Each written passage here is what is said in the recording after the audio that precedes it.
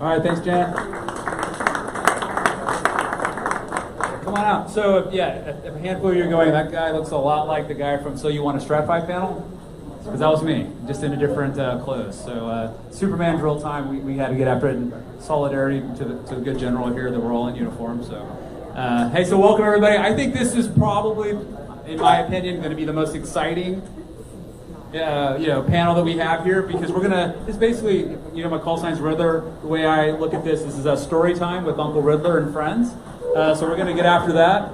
And you see up here who we've got. I'll hand the mic over here in a minute. We'll get to know a little bit about them and their operations. But really the point is, and back at the Stratify panel, we talked about connecting with our people, because as we mentioned, like trying to figure out what those focus areas are, trying to figure out what those needs are. The best way to do that is if you can get your hands on one of these folks who understand how to do developmental operations with companies like you. That's pretty powerful. And I think today you're going to hear about some great activity out there, and we'll tell some more stories about how we got that down that road. Now, I'm going to caveat this with, there's about 5,000-ish companies inside the AFWERX portfolio. It's the largest.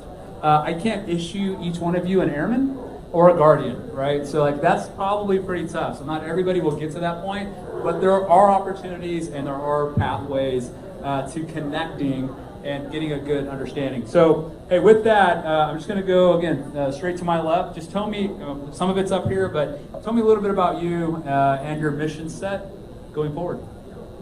Absolutely. Thanks for having us. My name is Matt Glinski. I go by Spam. I think the key thing is the direct integration with the special operations community and reaching into how we procure equipment faster and we're developing something that the operator actually wants.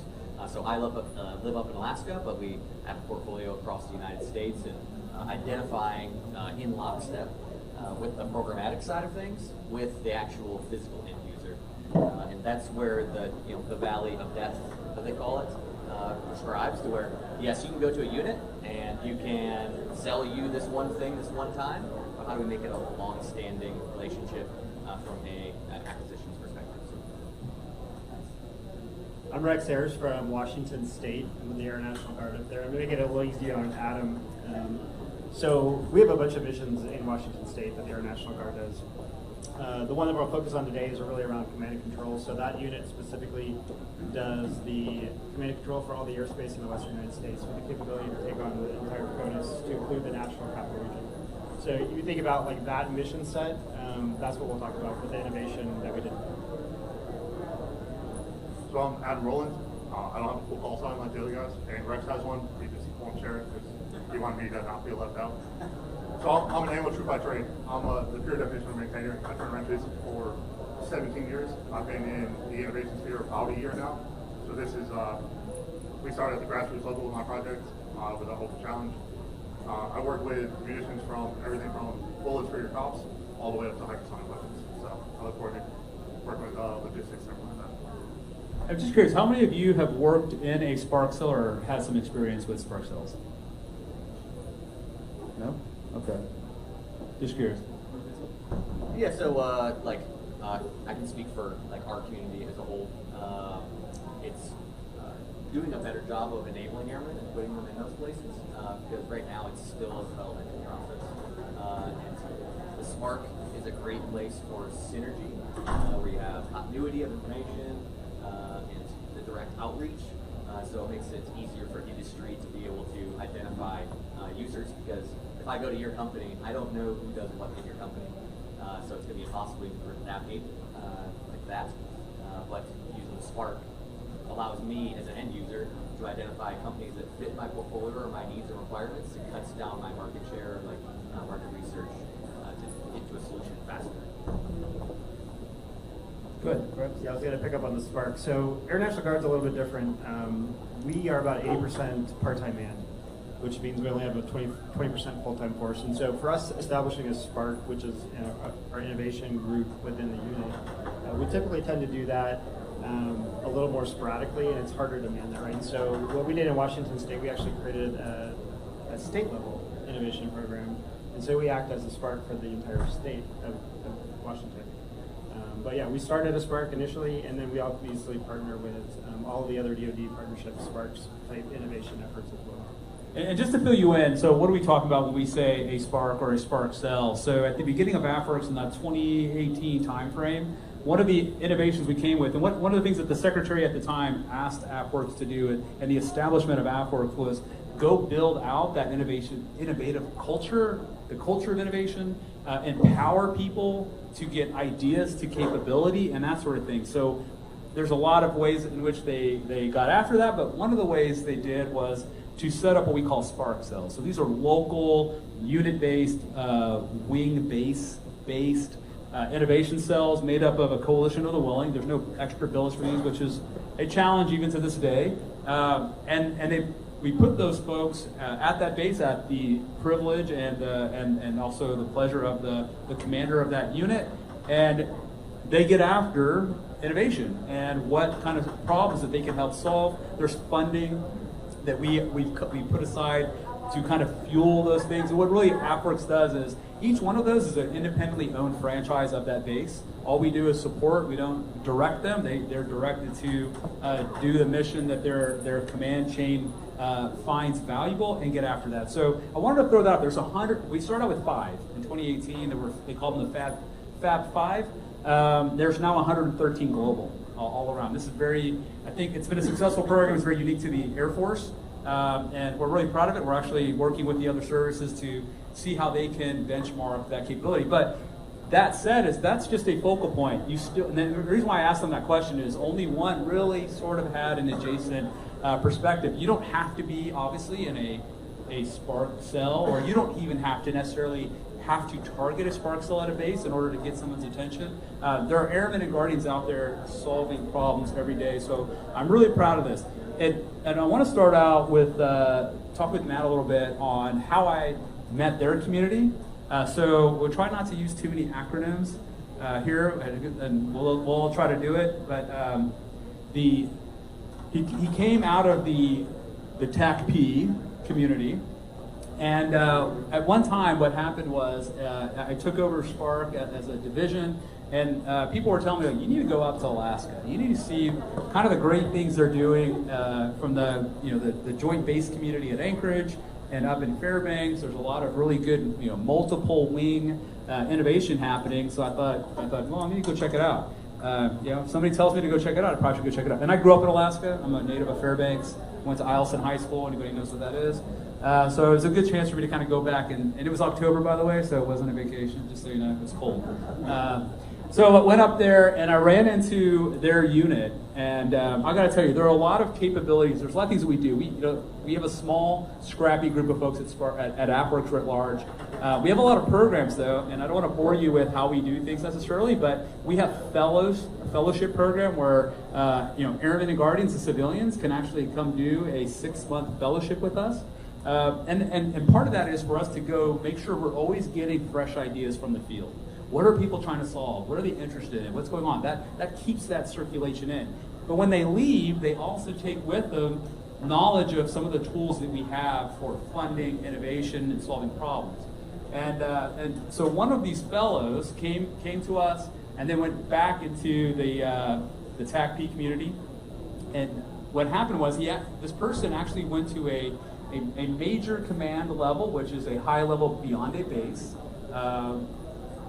And what was interesting is what we found when I went to Anchorage. I sat down with this TACP organization, and they were telling me how they were doing what I was asked to do by our former director was go figure out how to set up a developmental operations capability. And what that means is, how do I go take your companies? Because we talked about this at the former panel for some of you who were there, when they said, well, are you sure this is dual use? What if it becomes very military-like? Well, there's an opportunity if it works out, well, you can develop into a direction.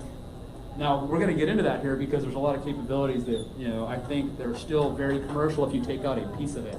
But part of that idea of dual use is to protect you so we're not bringing you into a Frankenstein of our technology that's no longer commercially viable. The SBA would like us to be careful of that, and so we are mindful. But I was asked to go figure out how do we do that. when I went up to Alaska, I saw this community. It was pretty interesting. I sat down with them, and they were showing me how the JTACs, TACPs were taking some of these companies that they were doing tech scouting. They're finding server companies. They're bringing them out to the field, and they were doing DevOps with them, and then feeding the information back up to that former fellow who was at the Major Command, who was then making plans for how to fund it in future budgets, and then aligning it with our program offices. So if you think about that thread, that's everything you heard all day today. From what Dr. Grayson talked about this morning, about connection with program offices, with mission sets and capability, they were doing this in a small little example, a little cell of that, and I never knew they existed, and that got my attention. Can you tell me a little bit about what you guys were doing and how you're doing it? Yeah, perfect. I wish you would say that that came overnight. Obviously, it did not. But really, the key to success for us is engaging in outside of the community, and the AFWERX Fellowship is a great example of that. So we saw a need, right? We have 1,500 special operators across the Air Force, and between the Air National Guard and active duty. And everyone at every base is doing something different. So how do you stop spending money twice and develop a capability to meet everyone's needs? That is, okay, I need to start actually engaging with the Palm cycle and learning how all these things start working, so I can start setting aside money in the future. So it doesn't matter if I design the coolest thing ever. If it doesn't continue on, it doesn't matter. Unless it's a one-time use item. And I'm actually glad that we are keeping it on the wraps, though. As a community, that is the goal as a special operations to not be super overt with the direction we're building stuff. So it came down to, we use a website we all have access to. Okay, we'll start posting what each one of our units is working on. If you're working on a SIVR, just tell our friends up at our Major Command, and we're going to post it there. Okay, step one, figure out what everyone's doing. Step two, who else would like to work? And that's where it has driven into today of, my unit itself does about $10 million right now back to civil work, and that's one unit, right? We're starting to now have a transition plan for all those things that we're currently doing. So engaging with tech scouting and saying, hey, I need this thing developed. Starting to do market research. Market research then develops into, hey, does this fall in line with an operational imperative or a mission set that we're currently working towards? And setting that money aside 1 to 2 years ahead of time. So we're doing our DevSec in the field, bringing companies out, experiencing what we're experiencing. So when I come back for feedback or iterations based on your commercial technologies, it gives us the ability to actually work with the company and develop a solution for our needs. If I send you an email that says, I need this button here instead of here, you don't know why, you just know that's what you're saying. Well, when I engage with you and bring you up the field to do the developmental test, now you understand it's because I'm riding a snowmobile, and the way that my glove fits the way that my handlebar is, I need to look there instead of here. It's like, oh, okay, awesome. And while that may not be important from a commercialization standpoint, less developing for our community means, does a guy fall off the side of a mountain because he's doing something, or not. So that's kind of how we have started to be in tandem. We'll explain later exactly kind of what that iterative process is. One of the interesting things that occurred to me too, and this is just something I'll share with all of you, is I would have never known about that. We would never run into each other, and we've actually taken a lot of steps after that to figure out better ways we can connect them. So actually, we talked about that website. That's something they made homegrown, and then it was serendipitous that we met because we could let them know that, hey, by the way, we have a platform that you could just use. You don't have to pay for that out of your funds in your pocket. So we were able to connect them. So that was a win. Just kind of a thing about, hey, sometimes just showing up to a place can provide some serendipity, like what you were doing here today. So welcome everybody. All right, Rex. So you kind of hinted a little bit about your technology. What I think is interesting about what you guys are doing, I think we're looking at a pretty interesting dual use capability that also has a pretty interesting application. Tell me a little bit about it. Yeah, so ours was a serious game, and if you're not familiar with that terminology, it's just a game, right? So we all know games. A serious game just teaches you something, right? So we play games for various sorts of reasons. So the unit that we were talking about in this specific example, they do a lot of their own in-house training. At a guard unit, we don't have a lot of the traditional training pipelines that we get to rely on, so we do it in-house.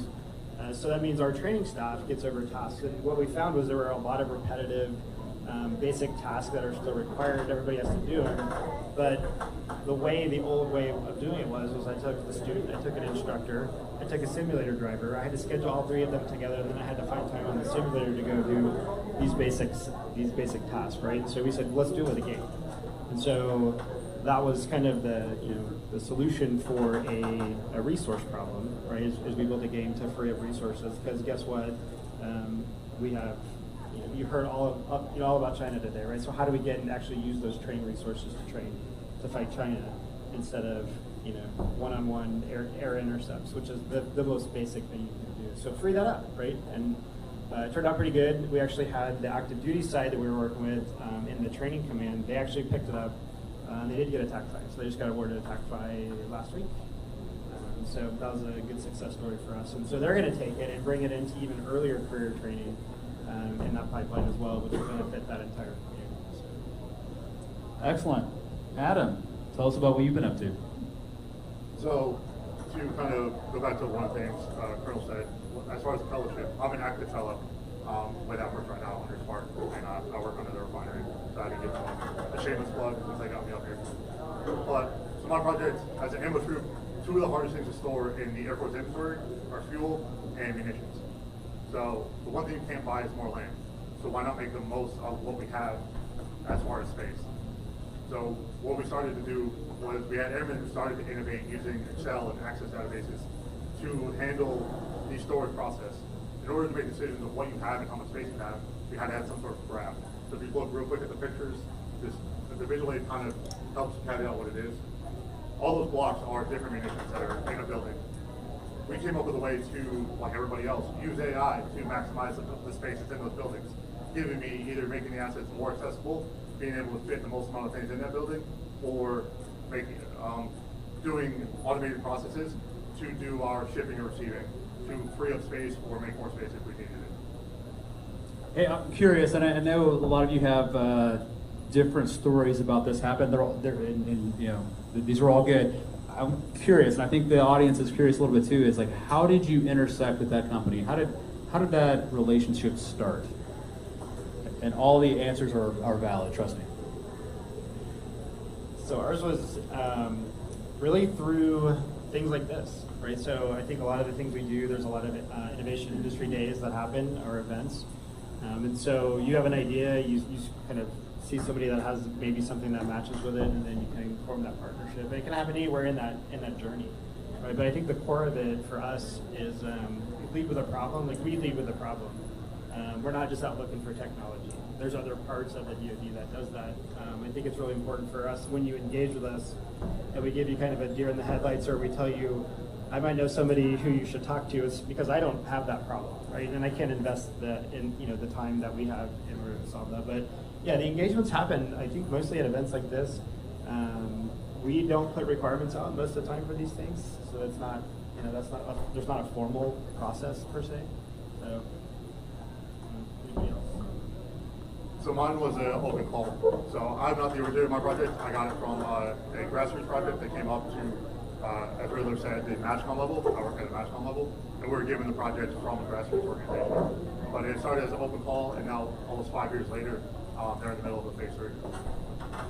Matt? Yeah, a lot of ours is like maintaining a relationship with AFWERX, because I only have so many people, and their job is not to find technologies or things. I need them to be doing other things. So we take our innovators and residents. They're the people that actually directly engage either with industry or with other government bodies that help funnel technologies to us. Yeah, no, I want to pick up on that too, because specific to ours was like that. But I think another good resource out there is Ensign. And then you'll also hear today they have the Mission Acceleration Centers that just got stood up across the United States. So Seattle, where I'm from, we had the first one. But those are really good conduits from a small business into your warfighters. So I'll put that pitch out there is get in touch with those reps. They're there specifically to connect you, right? And that means you don't have to go knock on the door, at the base, which you can't do anyway. And they connect you with like specific people who have problems out there. Yeah, and engaging and understanding the entire process, I think, is the most key. Is everyone is figuring this thing out and building the relationships with industry and on the government side is probably the most key thing of the entire process. To help me as a government user, what your struggles are as a business, and vice versa, what I'm actually trying to develop a need for, and why I'm coming to you to begin. In the beginning. So I've got an overarching question, and I came out of the acquisitions community. I was an operational tester at one point. I mean, we have a process for acquiring things. We've been doing it for since the beginning. When I think some of our founders in the Air Force would just go to airplane factories and say, "I want 3 of those," right, or something like that. So tell me, so what is the trade-off or the advantage or disadvantage of why work with something commercial? Why work with industry? Why not just go, hey, Matchcom, we want this. Go figure it out. Any thoughts here? What's on your minds? Ours is the increased likelihood of needing to proliferate technology as fast as possible. So I can, yes, develop a government solution for that one specific instance, or I can use open source protocols or government furnished code and things like that to further invigorate what I'm trying to design, so I'm not starting over every single time. For example, if I need to use build a mesh network, for example, using open source boards, right? I don't need a proprietary board to facilitate things, right? And that's where it all comes down to is commercialization and the expediency that we need the items. The timeline as prescribed does not look like you have 50 years of peace in the future. So understanding that, I don't have 25 years to build an airplane. Does the tire need to be government proprietary? The tire still works, right? So we can nix one thing off the requirements list, so we can expedite our procurements and actually develop capabilities when people need them, not 2 years after they could have used it.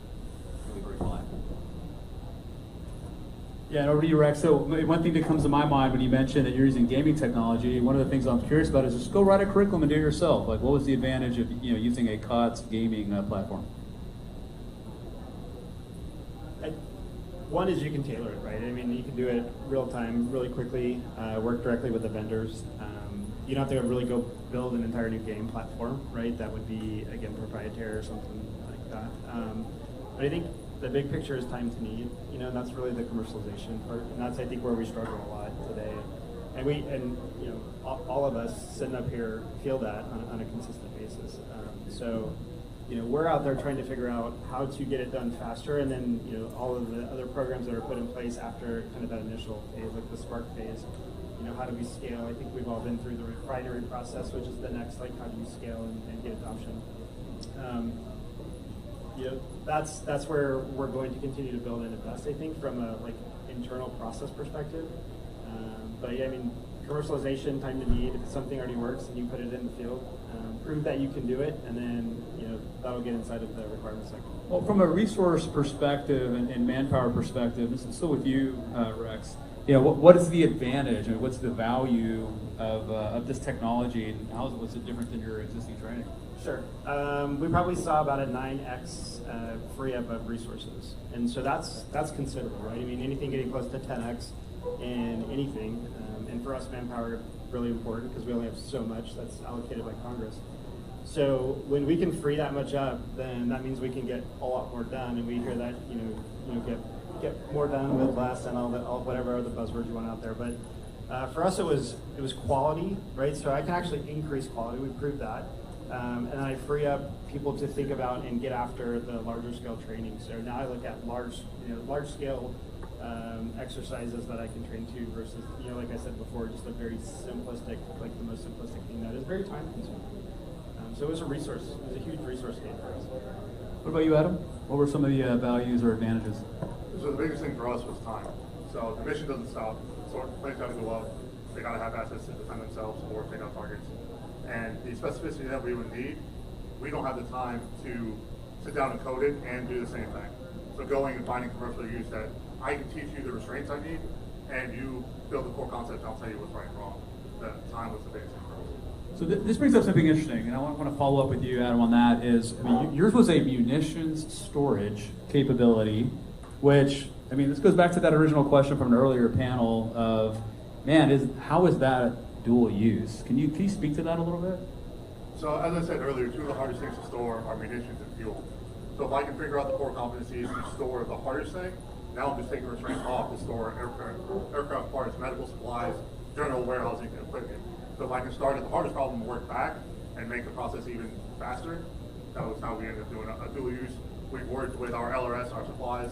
We've worked with a couple other companies. I don't want to say names, but we have worked with several other large warehouse companies to give them this core algorithm and sister services. Rex, any input there? Thoughts on what you guys developed this for your specific need, but how far away from that original platform did you end up getting? Not too far. The technology they used was pretty much just available. So it does take some developmental skills, so they had to probably hire up a little bit, but from the core capability, the technology was not a lot. How about you, Matt? Yeah, so a good example is we needed beyond line of sight communications capability. We went towards Iridium and said, okay, there's proliferated Iridium manufacturers, build boards to go connect to satellite. Very cool. Okay, this commercial company, instead of pointing the information to the left, it's pointed to the right. Cool. Okay, so problem solved. Like it doesn't have to be redesigning of an entire ecosystem or construct to facilitate that. And I guess me as a special operator, I need your input back to me to help identify what that looks like. Because a lot of people, you have a hammer and you have a nail, and I need to just bang the nail into the board, right? Where if you're like, hey, you just need to move these two pieces of code over here, and it does exactly what you're doing. And like building that trust and relationship, be like, okay, I can trust this company to build this thing in my best interest, and then I can also facilitate and aid like your expanded growth within the government. Build that relationship. Yeah, I mentioned before, we have an acquisitions process. We have professionals who know how to do capability development, life cycle management. There's a lot of really key skills there. These folks, they're great Airmen and Guardians, but they may not necessarily have that. So there's a risk, right? And so one of the things, you've heard a couple of them mention the refinery. So I just put that out there to say that we're an innovation organization. We're thinking about this. There's a lot of we are nested within an acquisitions organization, which is the Air Force Research Lab, which is a part of Air Force Materiel Command. And so we have those skills in our organization, and we understand those limitations. So we did develop a process we call the refinery. We can take what they're working on as leads on these probably call them small programs, and we can help them with de-risking. So we can walk them through, introduce them to MatchComs, talk to them about lifecycle management. How do we live with this thing? How am I actually going to fund it? How am I going to sustain it? Do I need training? All of those sort of questions that are going to be important, because I'll tell you, we know this for sure. We listen. We have empathy not only with you, but also with the people inside of our service who are receiving this constant flow. I mentioned about 5,000 companies in our portfolio that are flowing. Imagine like Amazon boxes stacking up at the doorstep of some of these major commands, and they're looking at us going, I don't know what to do with this. And you can imagine there's about 2,000 projects out there in some of our platforms we're tracking, not all of which end up on the refinery process, but what we end up doing is we look across all of these capabilities and we go, what's the best of breed? And let's bring those best of breed into this refinery process, work on de-risking, do some testing, introduce them to great scientists and engineers at the lab, make sure the MAGCOMs can see it coming, teach them about a process we call the 1067. And the 1067 is a way of turning ideas into requirements, and they're shaking their heads a little bit, but it's a process that could use some innovation itself. But we're getting after it. I mean, we want them to be able to spell 1067. We want them to be able to roughly understand life cycle management and sustainability. And so, like with that, like I'll open it up to the panel. What's something that you'd like to pass on to some of these companies as they work with you? What are some maybe thoughts or advice that you have for them based on your experience? Rex, you want to start? Sure. Well, I mean, there's various stages, right, that we can work at through the innovation life cycle. I think the one that we're really focused on here is like Azure embedded in the SIBR process itself. The best is to stay engaged with your technical point of contact and making sure that what you're doing is meeting the intent, and just being kind of clear. Get out there to the field as much as possible, as much as they can, allow you to. But it needs to be a good relationship, right? And I think that's one of the best things about this program. And like we look at national security in the larger perspective, is it does bring a lot of small businesses into this ecosystem that they never maybe thought of before, right? And so we build a long-term relationship that way. Hopefully, if you get a good relationship going. So I think that's one of the best things I see coming out of it. So I'll say the biggest thing and at least in my experience, was be ready to pivot, be ready to move. If you're lucky enough to have an airman assigned to you, or that they're your TPOC or anything of that nature, we're not all contracting people, we're not all finance, we're all that. I don't know what I don't know, and I don't know what you don't know. So be willing to have those open conversations, be willing to have hard conversations, be willing to bring in those experts. Like I said, I turn wrenches for a living. I don't know anything about contracts, I don't know anything about that. But I was able to bring in contracting officers. All of the projects had those assigned to them, and you start working from that. But lean on your technical POCs, lean on your airmen if you're looking to get one, and get the projects where it needs to be to ultimately help the guy who reached out to them in the beginning. I think I would be leveraging the tools and resources that are currently available, like Vision is an example of that.